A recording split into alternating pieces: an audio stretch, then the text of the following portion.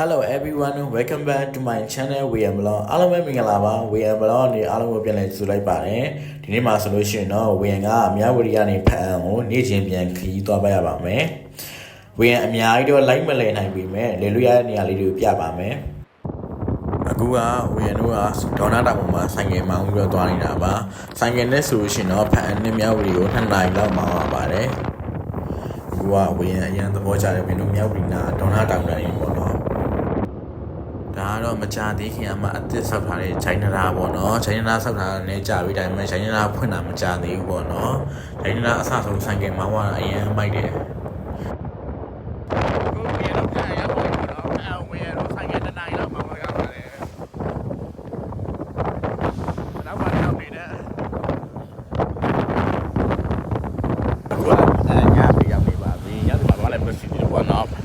ပြန်ဆက်သွားဦးဖြစ်ပါတယ်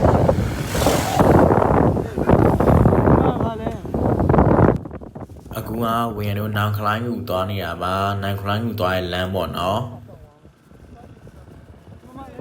အခုကဝင်ကိုနောင်ခလိုင်းကိုရောက်နေပါပြီ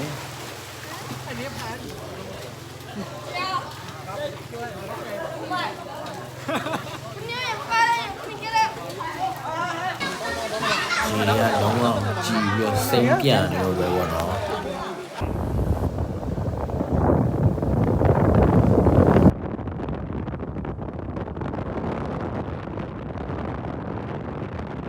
အခုကဝင်ဆွဲကပင်တောင်ကြီးကိုသွားနေရပါ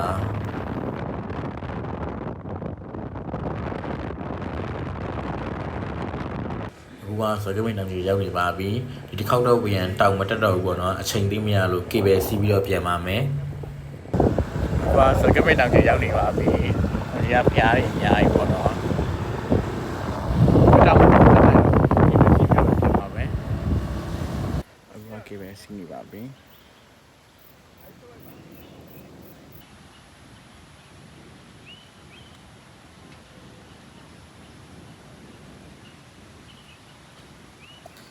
လုံးဝလေဟိုရေချတန်နေတာဟာမျိုးဒီ KBC ကအရန်ငိမ့်နေတော့ပဲအခုကစီးတော့အစင်းပြန်လာပါပြီ